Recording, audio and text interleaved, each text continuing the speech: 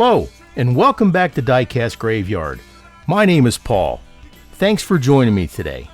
Today we've got a fun build we have from the 1960s, the Monkeemobile.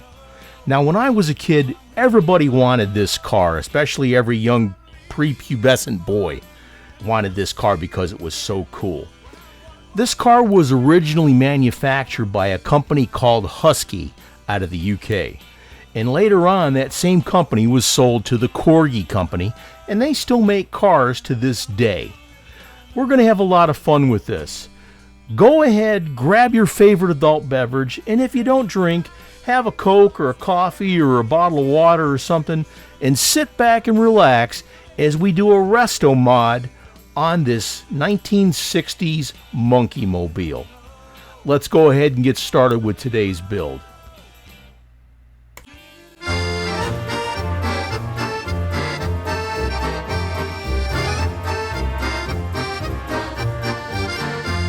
It's time to start the autopsy.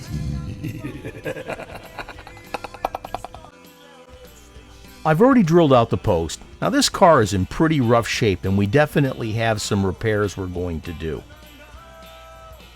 Let's get these pieces out of there. This is actually pretty cool because there's all kinds of little parts and pieces and it's got all four of the monkeys in the car. Here's the body itself. Now these posts here are broken for sure, and there's a post missing on this side, so we're going to do our best to replace that. And on the passenger side, it's separated from the roof. The roof itself has a pattern in it, and we're going to paint it all white. Here's the base. The suspension system's actually pretty cool. It's got a wire there that holds it in place, and that's pretty innovative from the 1960s. Now these wheels definitely suck, so we're going to have to replace those. Here's the monkeys, all four of them. Michael, Dave, Mickey, and Peter. Well, I can't believe I remembered that. The show actually was not that good, but it was really cool to listen to the music. Here's the engine piece. Now there's four little posts here from where the exhaust pipes come out. Those are the exhaust pipes. And we're going to do our best to make those look really good also. Here's the windshield. We're definitely going to have to polish that up and clean that up. Let's go ahead and continue. Meanwhile, back in the graveyard. Here's the body itself. We're going to put this into the embalming fluid, or as it's better known, citrus strip. Now, since we're going to paint the entire car, we definitely want to make sure that we remove all the paint, and that's on the inside of the car, inside where the doors and stuff are, and on the outside too. We'll set it on a tray so we can keep an eye on it, and that way there, when all the paint is bubbled off, we'll know. Now the base itself is painted also. We're going to remove the paint off that too. Make sure you knock off any excess citrus strip. You don't want to waste it if you can help it. Here's the body itself. Now, the other post fell out of the other side too. So we're going to do our best to fix this, and we're going to use some small cotter pins, and you can get a big old lot of cotter pins. I got those at Harbor Freight, and they come in a lot of different sizes. Here we put one post in. And we're going to use this small filing stick to get in there and remove the excess super glue that sticks out from the post.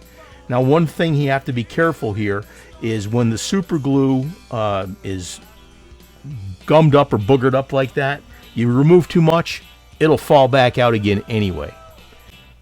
Let's move on. Here we have the engine piece, and like I said, these exhaust pipes are pretty darn lame. So we're going to do our best to make some really cool looking pipes.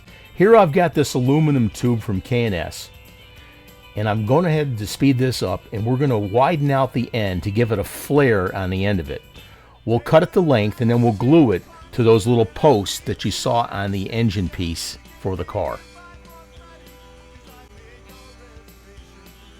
Put it over his little post.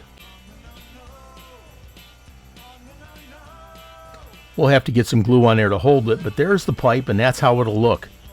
Now we only have to do 7 more. So this is kind of what it looked like when it was done. They're not all exactly even, but if you were really anal about this, you could definitely go back in and make sure that they're all equal. But I think it looks fine just the way it is. Now go ahead and test fit it to make sure that it's okay.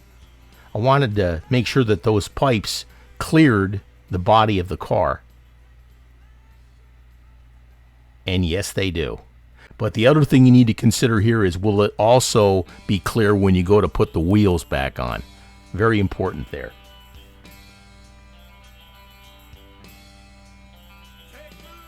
Let's move on. Looking good. Now we got the wheels in there, and yes, they definitely clear those wheels. Awesome. These wheels are definitely better than the ones we had in there before, and these are from Samed wheels. What a great change. All right, now we're going to polish the body and the base. We're going to use Flitz, and Flitz is a great product. I absolutely love it. And the nice folks at Flitz, they just renewed their sponsorship of me. So we're going to go ahead and let you see the results that Flitz gives you.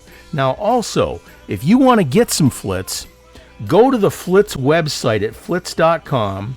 You'll get 20% off any Flitz product on their website. But on checkout, you need to use the code word graveyard.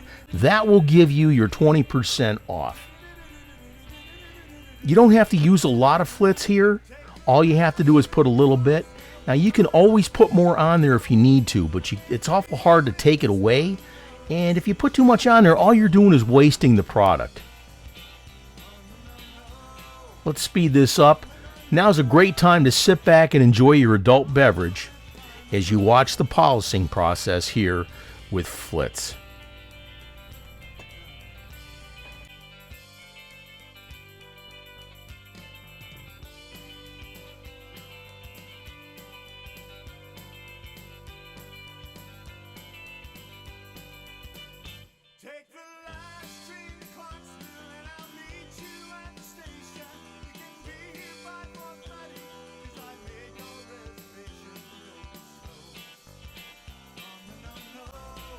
This is turning out really good.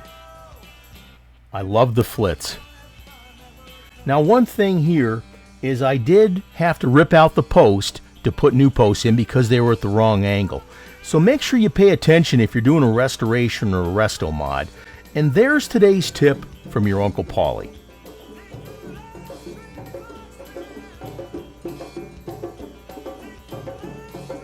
Someone is being exhumed.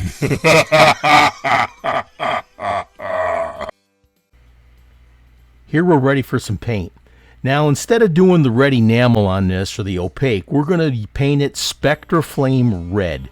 And we got that paint from the Redline shop. Check out what John Scott has to offer at the Redline shop. Now the base here didn't have anything for me to hold on to, so I put some screws in there. You'll just be able to screw those back out after you paint them and the paint hardens. Don't forget to hit that subscribe button and click on that little bell to be alerted to any future videos that come out. If you're getting anything out of this video, go ahead, mash that like button, hit that subscribe button. It really helps me out and it helps me create future content for you. Here's the result after we painted it Spectra Flame Red. Now that turned out absolutely beautiful. Here's the base, the same thing. That looks good too. Let's move on. Here we're using some Gorilla Glue, and I've got my wheels all picked out and ready to go. Just use a little dab of this stuff. You don't want to use a whole bunch. Get those positioned and placed exactly where you need them.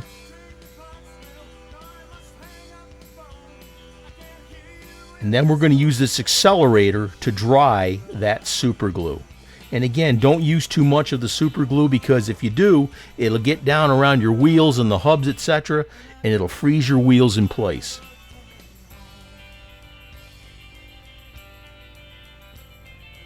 Let's move on. I went ahead and I painted the roof white. And here we're putting on the Monkees decals. Now at the time, I had some decals here that I had gotten from Australia, and that was one of the few places you can get them. You can get them from Canada also, but now I make all my own decals. I've got a beautiful machine called the Uninet iColor 560, and it's a white toner printer, and it automatically prints white underneath your decals, so it will show up on any vehicle that you put it on, be it white, black, gold, silver, red, blue, whatever. It doesn't matter. If you want some more information on the iColor 560, check out my video on that printer, and if you have any questions, let me know and I'll be happy to answer them for you. Here's the windshield. We're dipping this in Pledge Revive. Now, some people use gauzy. I still have gauzy that I use, but this Pledge Revive is a lot better of a deal for you, and it works exactly the same. Wick away the excess, put a cover on there so the woolly boogers don't get on there, and set it off to the side. You should let that dry probably overnight. That way there's no issues with it. And here's all the parts, folks. All clear coated and everything. Here's the body with the roof painted white. Now, one thing about the white, you want to make sure that you put a good coat on there, because the red Spectre Flame will bleed through and it will turn your white pink. So something to think about there. Here we use Samed wheels, and we got rid of those lame wheels that Huskey put on the car. That looks a lot better, and it looks more like the original Monkees car. Here's the guys all in the car. I painted the interior. That looks good. Here's the windshield, all dry. That looks excellent. And here's the engine with the new exhaust pipes. Let's put everything together, and I'm going to give my creation life. Lies! Lies! Do you hear me? Give my creation life!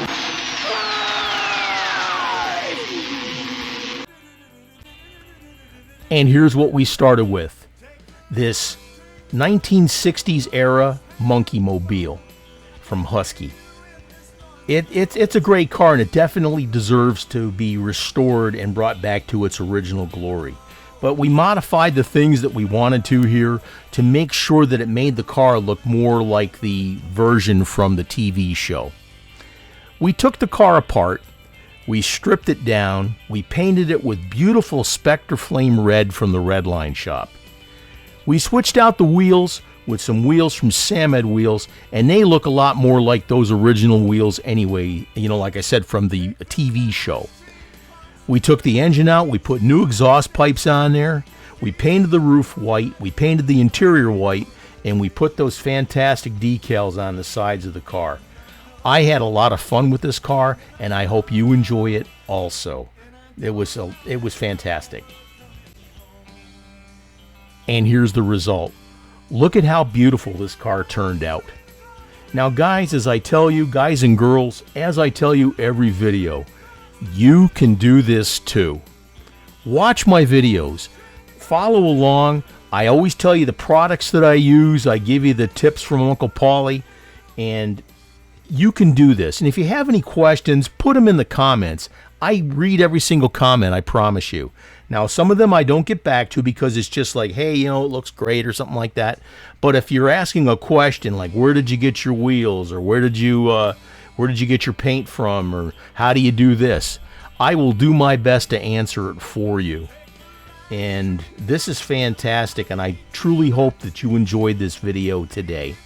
And like I said, if you got anything out of this video at all, make sure you mash that like button, hit that subscribe button.